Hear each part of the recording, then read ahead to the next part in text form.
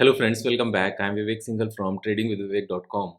और मार्केट में थोड़ी सी हलचल नेगेटिव साइड पर है। थोड़ी सी क्या, काफ़ी मार्केट डाउन है और लगातार डाउन जा रही है। एफआईआईज लगातार सेलिंग कर रहे हैं, rupees depreciating, Trump is threatening to impose more tariff. तो ऐसे में ये ऐसा फील होता है कि क्या किया जाए, कहाँ जाकर रुकेगी मार्केट और कहाँ बॉटम बनेगा, कहाँ से रिवर्सल होगा और क्या रीजंस होंगे रिवर्सल के। तो सबसे पहला जो क्वेश्चन माइंड में आता है वो ये कि इतनी सारी नेगेटिविटी के बीच मार्केट ऊपर जाएगी कैसे। तो इसका आंसर ये है, लास्ट कुछ टाइम में अगर आप पुराने इंस्टेंसेस को यहाँ पर ध्यान से देखो, जब कोविड की सेकंड वेव थी, मैं फर्स्ट वेव की बात नहीं कर रहा हूँ। फर्स्ट वेव के दौरान मार्केट गिरी थी, लेकिन जो कोविड की सेकंड वेव थी उस दौरान more and more people were dying because of the COVID. और उसी के दौरान मार्केट वाज गोइंग अप। तो ज़्यादा ज़्यादा लोग मर रहे थे और मार्केट ऊपर जा रही थी। तो जब ज़्यादा लोग मर रहे थे कोविड की वजह से, तो मार्केट ऊपर कैसे जा सकती है? उससे ज़्यादा नेगेटिव तो कुछ नहीं हो सकता। लेकिन मार्केट ऊपर जा रही थी। उसी टाइम पर, उसके कुछ टाइम बाद, जब यूक्रेन और रशिया का वॉर चल रहा था लगातार और एक अच्छे स्केल पर चल रहा था, उस टाइम भी मार्केट ने ऊपर जाना शुरू कर दिया था और ऊपर गई मार्केट, और सितंबर 24 तक लगातार मार्केट ऊपर गई। जबकि इस बीच में जो सितंबर 24, यानी कि आप लेकर चलो जून 23 से लेकर सितंबर 24 तक लगातार मार्केट ऊपर गई, जबकि वर्ल्ड ओवर तब भी कुछ भी अच्छा नहीं था। रशिया यूक्रेन वॉर थी, इजराइल फिलिस्तीन वॉर थी, और बाकी भी ऐसा तो है नहीं कि world over economy was booming. तो इकोनॉमी भी कुछ खास नहीं कर रही थी, इंटरेस्ट रेट वर हाई, और यहाँ पर इन्फ्लेशन वाज हाई। तो उस दौरान भी अगर मार्केट ऊपर जा सकती है, तो नेगेटिविटी जो मार्केट में फैली हुई है, उसका कुछ इम्पैक्ट तो है नहीं। फिर इसका मतलब ये है कि पास्ट में भी अगर देखें, जब मार्केट ऊपर गई उस टाइम पर नेगेटिविटी नहीं थी क्या? तो कोविड की सेकंड वेव आप कंसीडर करो, और रशिया यूक्रेन वॉर, इजराइल फिलिस्तीन वॉर को आप कंसीडर करो, तो तब भी मार्केट ऊपर गई है। कभी भी मार्केट का सीधा-सीधा लिंक नहीं होता है करंट सिचुएशंस को लेकर। मार्केट जनरली यहाँ पर साइकिल में ट्रेड करती है। जब मार्केट के में स्टॉक्स के प्राइसेस काफ़ी ऊपर चले जाते हैं, तो स्टॉक्स प्राइसेस को नीचे लाया जाता है। बड़ा सिंपल सा पॉइंट है, क्योंकि उस टाइम पर भी अगर ऑपरेटर्स बाइंग करते रहेंगे टॉप लेवल पर, तो उनके फ़ेवर में नहीं रहेंगे प्राइसेस, क्योंकि जो पैसा बनाया जाता है वो लॉन्ग टर्म में होल्ड करके एंड शॉर्ट टर्म में वोलेटिलिटी के दौरान कमाया जाता है। तो जो स्विंग ट्रेडर्स हैं, स्विंग ट्रेडर्स कभी भी टॉप पर परचेज़ करके और टॉप पर बेचकर पैसा नहीं कमा पाते। उनको वोलेटिलिटी लाकर मार्केट में प्राइसेस को नीचे गिराकर वहाँ परचेज़ करना होता है, फिर वापस से ऊपर ले जाकर सेल करना होता है। तो ये चीज़ें चलती रहती हैं। नाउ ये जो साइकिल्स हैं, ये 2-3 तरह की साइकिल्स होती हैं। एक शॉर्ट टर्म में होती है कि महीने 2 महीने चल दिया, और एक थोड़ा-सा लंबे टाइम को लेकर होता है जो 1 साल 2 साल का होता है। और लॉन्ग टर्म की तो फिर यहाँ पर साइकिल की हम बात ही नहीं कर रहे हैं, क्योंकि लॉन्ग टर्म की साइकिल तो सिर्फ़ एक ही है कि नेक्स्ट 20 इयर्स में हम कंट्री की जीडीपी ग्रोथ किस स्पीड से देखते हैं, उसी स्पीड से हमारे पैसे बनते हैं।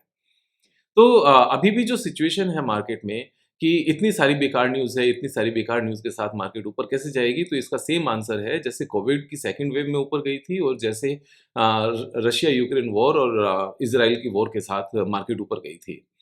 ऑपरेटर्स को बहुत ज़्यादा कुछ नहीं चाहिए होता। एक और चीज़ जो मैं बहुत पहले से बताता आया हूँ कि जो ऑपरेटर्स हैं, जो बिग बॉयज़ हैं, operators means those are the big boys, जिनका बहुत बड़ा पैसा लगा है। उन सब का फ़ायदा स्टॉक प्राइसेस के ऊपर जाने में है, नीचे जाने में नहीं है। क्योंकि जब स्टॉक प्राइसेस नीचे जाते हैं, तो वो भी यहाँ पर नुकसान में ही बैठे होते हैं। बस वो नुकसान को रियलाइज़ नहीं करते, क्योंकि उनको पता है कि जो प्राइसेस हैं उनको ऊपर ले जाना हमारे ही हाथ में है। जैसे ही थोड़ी-सी भी सिचुएशन हमारे फ़ेवर में आएगी, और नहीं भी आई, तो हम प्राइसेस को ऊपर खींच कर ले जाएँगे। तो ऐसी कोई बड़ा चैलेंज है नहीं। पीपल ये भी कहते हैं कि जब तक एफआईआई सेलिंग करना बंद नहीं करेगा, तब तक कुछ नहीं हो पाएगा। तो ऐसा कुछ ख़ास नहीं है। एफआईआईज़ के पास तब भी कोई बहुत ज़्यादा अच्छी सिचुएशन नहीं थी, जब जून 23 से सितंबर 24 तक मार्केट को ऊपर लेकर गए। तब भी वो बहुत बड़े बायर्स नहीं थे। तो बहुत ज़्यादा ज़रूरत नहीं है। यहाँ पर ऐसा नहीं है कि अगर डीआईआईज़ पुश करके बाइंग ना करें, तो मार्केट ऊपर नहीं जाएगी। बट वो इस चीज़ का एडवांटेज ले रहे हैं कि अगर एफआईआईज़ निकल रहे हैं, 2-3,000 करोड़ रुपीस का माल एवरीडे बेच रहे हैं और उनके पास उसको खरीदने की ताकत है, तो वो बढ़ाकर क्यों परचेज करें? वो प्राइसेस को ऊपर ले जाकर क्यों परचेज करें? वो यहीं पर ट्रांसफर होने देते हैं शेयर्स को। तो ये बहुत सारे रीजंस हैं, इसमें फ्यूचर और ऑप्शंस में किस तरह से पोजीशंस बनाई जाए, उसका भी एक इम्पोर्टेंट रोल प्ले होता है। तो बहुत सारे ये सारे पॉइंट्स हैं। तो अल्टीमेटली मेरा कहने का मतलब ये है कि यहाँ घबराने की ये ज़रूरत नहीं है कि जब तक ये सिचुएशंस ठीक नहीं होगी, मार्केट ऊपर कैसे जाएगी। वर्ल्ड ओवर मार्केट में सिचुएशंस कुछ भी रहे, मार्केट को अगर ऊपर लेकर जाना है, तो वो अपने आप ले जाएँगे और यहाँ पर साइकिल्स हैं। मैं आपको एक पर्टिकुलर चार्ट पैटर्न्स में आपको पिछली बार क्या हुआ था और अभी क्या हुआ है, कुछ सिमिलैरिटी दिखाता हूँ। आपको काफ़ी उससे आइडिया लगेगा कि हम यहाँ से क्यों ऊपर जा सकते हैं। तो मैं निफ्टी स्मॉल कैप 250 इंडेक्स मैंने यहाँ पर पिक किया, क्योंकि इस इंडेक्स में 250 कंपनीज हैं और जो हाई वेटेज वाली कंपनीज हैं टॉप 50 वो नहीं है। अदरवाइज वो बहुत ज़्यादा इन्फ्लुएंस करती है, यानी कि निफ्टी 500 इंडेक्स में टॉप 50 कंपनीज का मेजर वेटेज है और रेस्ट 450 कंपनीज की कोई एज सच इंपॉर्टेंस नहीं है। लेकिन यहाँ 250 कंपनीज में टॉप 50 कंपनीज नहीं है, तो ये ब्रॉडर मार्केट को ज़्यादा रिप्रेजेंट करती है।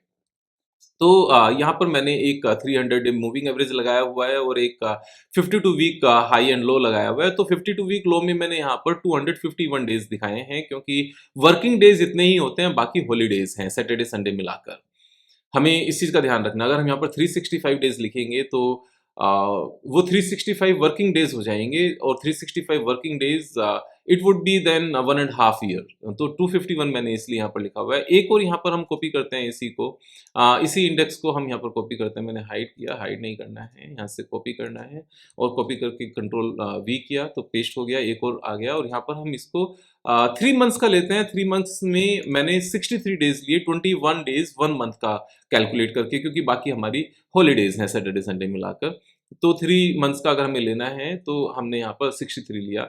और इसका कलर मैं थोड़ा सा यहाँ पर चेंज करता हूँ, जो लोअर वाली लाइन है इसको मैं ब्लैक कर लेता हूँ, जिससे वो अलग से नजर आए थोड़ा सा। और थिकनेस इसकी थोड़ी सी कम करते हैं, थोड़ा सा बेटर रहेगा ना। ओके, सो जो ऊपर वाली ये ब्लू लाइन है इसकी इंपॉर्टेंस नहीं है, जो 3 मंथ्स वाली है हायर लाइन, इसको हम हाइड करते हैं। तो हमने सिर्फ लोअर लाइन ली सपोर्ट देखने के लिए कि कहाँ सपोर्ट होती है। अब हम इसको यहाँ से हाइड करते हैं जिससे आपको क्लैरिटी आए थोड़ी सी। अभी हम ये सिचुएशन देखते हैं कि पिछली बार जब अप्रैल से यहाँ पर अप्रैल 23 से मार्केट ने ऊपर जाना शुरू किया और जून में इसने नया हाई बनाया और जून 23 से लेकर सितंबर तक मार्केट लगातार ऊपर गई। तो ये कितना ऊपर गया था आप ये समझ कर देखो थोड़ा सा, कि जब इसने न्यू हाई टच किया यानी कि पुराने वाले हाई पर पहुंचा, वहां से लेकर सितंबर तक इसने कितनी रैली दिखाई, 77.90%, 78% की इसने रैली दिखाई एंड 455 डेज और 308 वर्किंग डेज। तो ये कितना टाइम हुआ आपका, 1 ईयर एंड 3 मंथ्स, 15 मंथ्स की ये पूरी पूरी रैली है। It started in June and it ended in सितंबर।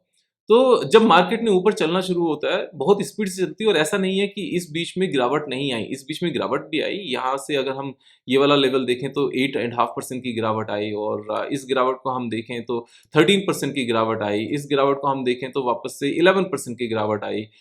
फिर उस बीच में हम यहाँ पर देखें तो फिर से 7% की गिरावट आई, एक और 7% की गिरावट आई। ऐसा नहीं है कि नॉन स्टॉप बहुत गंदे तरीके से भागी हो, बीच बीच में इसने कंसोलिडेशन भी लिया है, नीचे की गिरावट भी आई है, उस गिरावट के बाद फिर से रिकवर करना शुरू किया है। तो ये सारी सिचुएशंस हैं यहाँ पर। अगर हम इस चीज को समझें कि ऐसा लगता है कि इतने प्राइसेस नीचे हैं, वापस जाने में तो पता नहीं कितना टाइम लग जाएगा। तो जब मार्केट चलना शुरू करती है तो कुछ टाइम नहीं लगता, वो बहुत स्पीड से ऊपर जाती है। जिस स्पीड से नीचे आती है उससे ज्यादा स्पीड से मार्केट ऊपर जाती है, क्योंकि अल्टीमेट जो उसकी डायरेक्शन होनी होती है वो ऊपर की होती है।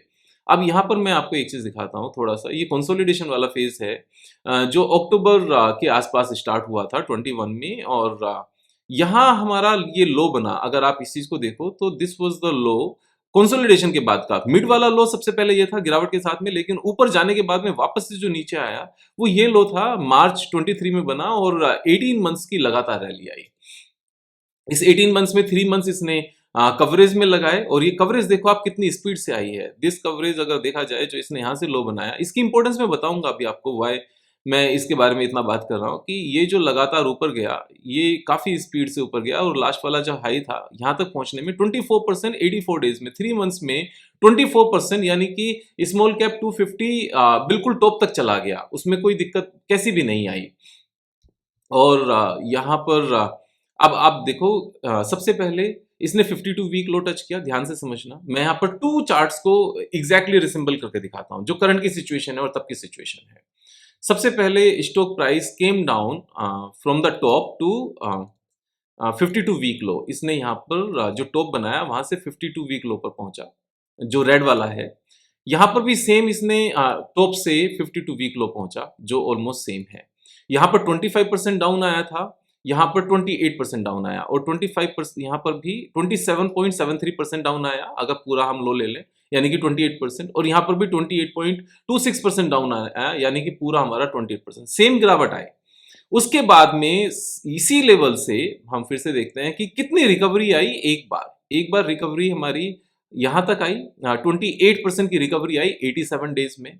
फिर सेम लेवल से हम देखते हैं यहां पर रिकवरी आई ऑलमोस्ट 34% 104 डेज में। ऑलमोस्ट 3 मंथ्स के टाइम पीरियड में ये हमारी रिकवरी आई। उसके बाद में फर्दर यहां से कंसोलिडेशन रहा और फर्दर फिर से यहां पर गिरावट आई 12% के आसपास। यहां से फर्दर गिरावट आई एंड 15% के आसपास। ये सिमेट्री बिल्कुल साफ साफ आपको नजर आ रही होगी। मैं एक बार सारे चार्ट्स यहां से हटाता हूं, आपको फिर से दिखाता हूं कि यहां से 52 वीक लो टच किया, उसके बाद में वापस से ऊपर गया, 300 डे मूविंग एवरेज के ऊपर गया, फिर 300 डे मूविंग एवरेज को टच किया, फिर ऊपर गया, फिर टच किया, और फिर इसने 3 मंथ्स का जो लो है उसको टच किया, जो ब्लैक लाइन है, फिर उसको टच किया, फिर ऊपर गया, और फिर उसके नीचे 3 मंथ्स का लो भी नीचे गया, वो सपोर्ट भी नीचे गई। सेम थिंग आपको यहां पर सेम नजर आएगी।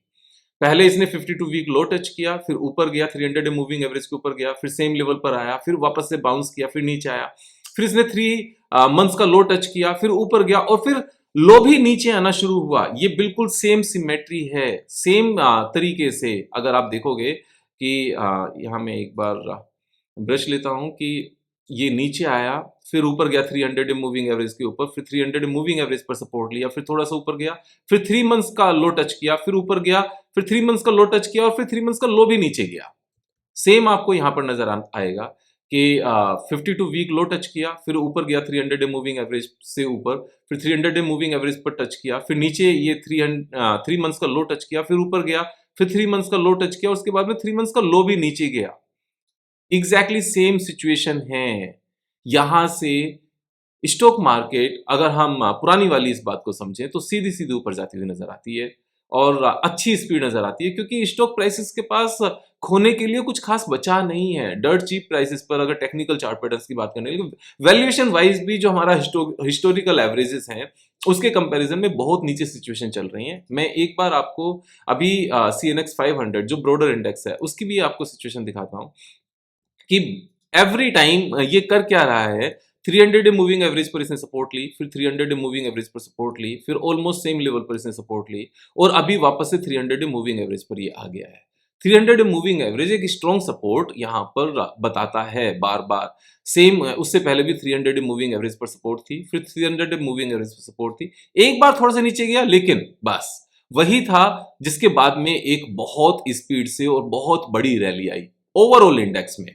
यहां पर अगर हम मिड कैप 150 की बात करने लगे, जिसमें 150 कंपनीज हैं, उसमें भी आप पहले भी क्या देखोगे, 52 वीक लो टच किया, उसके बाद में सेम लेवल पर 300 लेवल पर सपोर्ट किया, same 300 day moving average, same 300 day moving average पर सपोर्ट लिया, उसके बाद में लगातार ऊपर गया, 2-3 बार सपोर्ट लिया। ये हम लास्ट वाले कंसोलिडेशन की बात कर रहे हैं। सेम करंट में यहां पर आप देखते हुए नजर आओगे कि 52 वीक लो टच किया, उसके बाद में सेम लेवल पर सपोर्ट है, फिर सेम सपोर्ट है, ऑलमोस्ट सेम लेवल पर आया, यहीं से ऊपर गया और वापस से same 300 moving day 300 day moving average पर यहाँ पर सपोर्ट ले रहा है।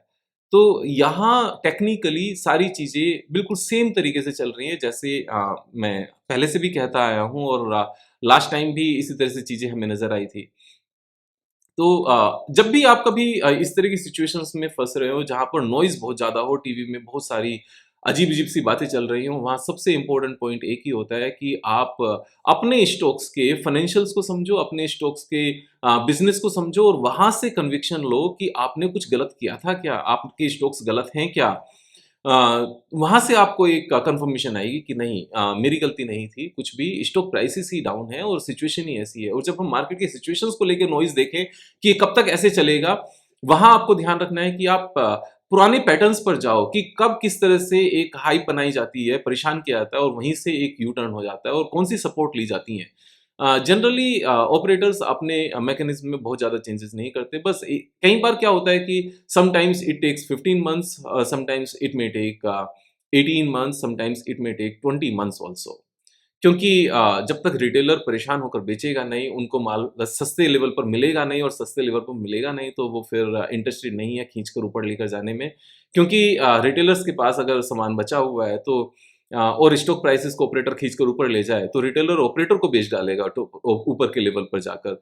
और अगर रिटेलर के पास नीचे नहीं है, उसने बेच दिया डर के और जब ऑपरेटर ऊपर लेकर जाएगा, तो वहाँ रिटेलर फोमो फील करेगा, फियर ऑफ मिसिंग आउट कि यार मैं छूट गया, वो वहाँ पर बाय करेगा और रिटेलर्स और ऑपरेटर रिटेलर को वहाँ पर माल बेच देगा। जैसे अभी शायद गोल्ड एंड सिल्वर में हो रहा होगा। तो जब गोल्ड एंड सिल्वर को लेकर भी काफ़ी लोग परेशान होते हैं, विवेक भाई फोमो फ़ील हो रहा है, बहुत बैड फ़ील हो रहा है। तो मेरा कहना है कि ऐसा इतना परेशान मत हो, you have a long life. अभी उन स्टॉक्स में या उस एसेट क्लास में पैसे लगाओ, उस प्रॉपर्टी में या उस मेटल में या उस स्टॉक में वहाँ पैसे लगाओ जो 12 मंथ्स के बाद बढ़ना हो, जिससे आप बाद में फोमो फ़ील ना करो। और वो चीज़ें वही होती हैं जो करंट में सस्ती हैं और आपके पास रीज़न्स हैं कि ये चीज़ें ऊपर जाएँगी। ना तो वर्ल्ड बर्बाद हो रहा है, ना ही इंडिया बर्बाद हो रही है, स्टॉक मार्केट वही है, we are growing at a very good speed, very good pace. 6-7% का जीडीपी ग्रोथ है, उसमें इन्फ्लेशन भी ऐड करके 10% के आसपास का, तो सारी ही कंपनीज़ का यहाँ पर ग्रोथ आता है और 10% का अगर ग्रोथ आता है रेवेन्यू में, तो 15% के आसपास का नेट प्रॉफिट जम मिल जाता है अगर ब्रांड वैल्यू है, क्योंकि सारे खर्चे सेम नहीं होते, कुछ फिक्स्ड एक्सपेंसेस होते हैं, वेरिएबल एक्सपेंसेस सेल्स के साथ चलते हैं, फिक्स्ड एक्सपेंसेस सेल के साथ इंक्रीज़ नहीं होते। और 15% नेट प्रॉफिट अगर बढ़ता है तो उसमें आप वोलेटिलिटी का फ़ायदा ले लो तो आपका और ज़्यादा पैसा बनता है। यहाँ परेशान होने के बदले डेटा को एनालाइज़ करो, फाइनेंशियल्स को एनालाइज़ करो और अगर मार्केट में बहुत ज़्यादा कुछ करने के लिए नहीं है, तो जो बाकी आपके पेंडिंग काम हैं आपके करियर को लेकर और अपनी हेल्थ को लेकर फैमिलीज़ को लेकर, उन सारी चीज़ों को एन्जॉय करो। You have been given separate vacation time, vacation चल रही है मार्केट में, बहुत ज़्यादा कुछ करने के लिए नहीं है। पैसे हैं तो लगा लो, नहीं तो आराम से बैठो, टाइम विल टर्न, समय बदलेगा। जितनी मर्ज़ी सर्दी हो, गर्मी भी आएगी और जितनी मर्ज़ी गर्मी हो, सर्दी भी आएगी। It will change. यहाँ पर मैं अपना एक्सपीरियंस आप सबके साथ में शेयर करता रहूँगा। आप सभी अपना ख़्याल रखें, जल्दी मिलेंगे एक नई वीडियो के साथ। जय हिंद, जय भारत।